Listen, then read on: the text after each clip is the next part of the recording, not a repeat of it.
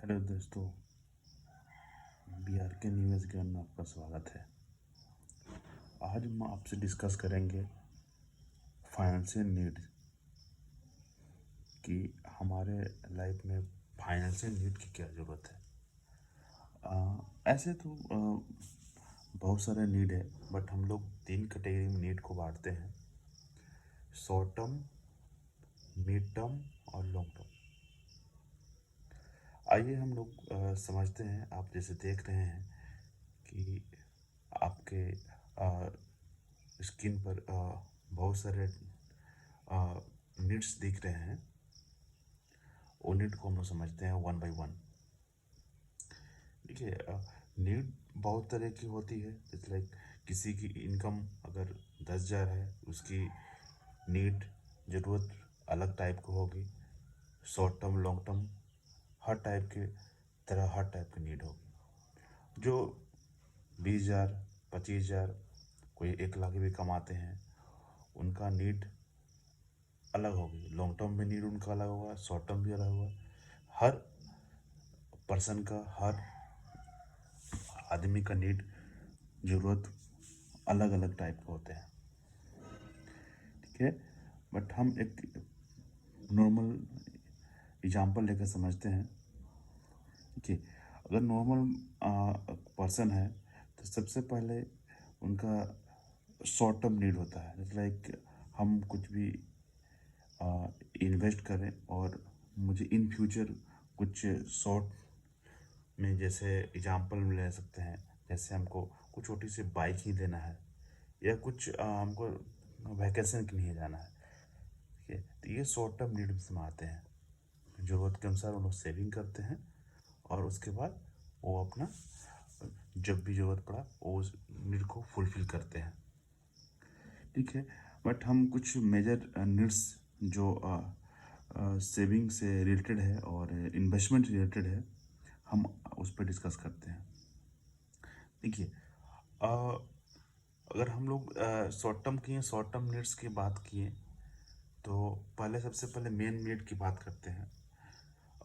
देखिए, अगर कोई इन्वेस्ट करता है या सेविंग करता है तो पहला जो आपको दिख रहा है, लग्जरियस ड्रीम। ठीक है, लग्जरियस ड्रीम जिसमें लिखा हुआ है लग्जरियस ड्रीम कार।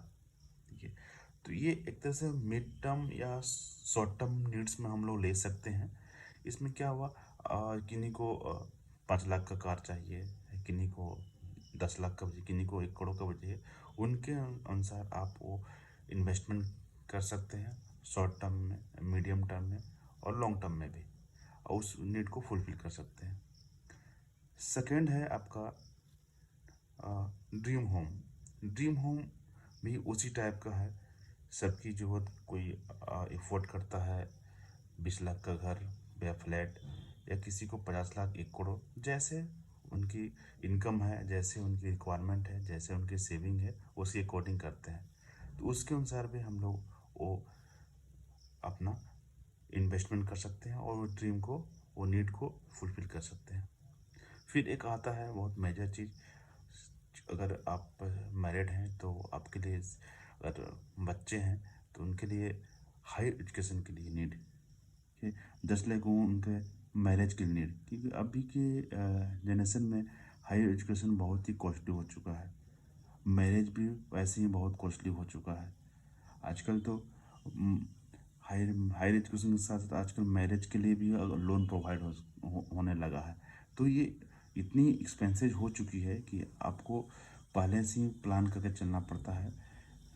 तो इस अकॉर्डिंग आप इसमें भी इस नीड को फुलफिल करने के लिए भी एक शॉर्ट टर्म, मीडियम टर्म और लॉन्ग टर्म एक पर्सपेक्टिव लेकर चल सकते हैं और आप इन्वेस्टमेंट कर सकते हैं। और 5 में आइए, लग्जरियस लाइफ स्टाइल। ये देखिए, ये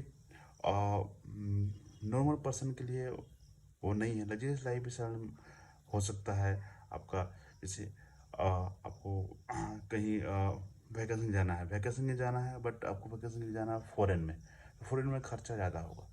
तो ये लग्जरियस लाइफ पे आप घूमने के लिए फॉरेन अपने कंट्री में भी जा सकते हैं, बट लग्जरियस लाइफ जीने के लिए, जैसे आपको फ़ॉरेन ही जाना है तो उसके लिए एक्सपेंसेस ज़्यादा है। और से एग्जांपल है, अब एग्जांपल कोई अफोर्ड कर सकता है कार 5 लाख का भी, उसमें भी कार का सारा फैसिलिटी है। कोई अफोर्ड करेगा नहीं, हमको 1 करोड़ का कार चाहिए, तो वो लग्जरियस लाइफ हो गया। तो लग्जरियस लाइफ के लिए भी उस उनका अपना पर्सनालिटी मेंटेन करने के लिए आप ये कर सकते हैं। और एक लास्ट एंड बट लिस्ट, ये पीसफुल लाइफ रिटायरमेंट कैसा है। पीसफुल लाइफ रिटायरमेंट में सब चीज़ स्मूथ चल रहा है और मुझे एक रिटायरमेंट में एक अच्छी इनकम चाहिए एज एक्सपेंसेस के लिए, क्योंकि आजकल कोई डिपेंडेंट नहीं रहना चाहता है किसी पे। ठीक है, पीसफुल लाइफ के लिए आप रिटायरमेंट एक इन्वेस्टमेंट जरिए चूज कर सकते हैं। ठीक है, बट इसमें मैक्सिमम लॉन्ग टर्म में ही जाएगा, शॉर्ट टर्म में कोई रिटायरमेंट नहीं करता। मीडियम टर्म में कर सकता है जिनकी उम्र ज़्यादा है, बट मैक्सिमम लोग लॉन्ग टर्म में ही जाते हैं। लॉन्ग टर्म में भी आपका बेनिफिट होगा।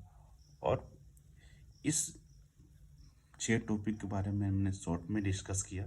ठीक है, और एक मैंने लास्ट में एक एग्जांपल दिया है कि अपने एक्सपेंडिचर को कैसे समझा जाए।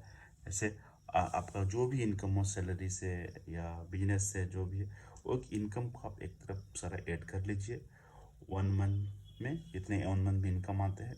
एंड सेविंग को आप जो सेविंग कर रहे हैं वो आपका वो अलग है, वो आपको माइनस कर दीजिए।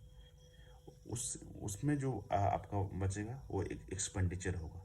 ठीक है, और आपको एक ऊपर में दिख रहा है SIP सही है। तो ये सारे नीड्स को फुलफिल करने के लिए SIP सबसे बेस्ट है।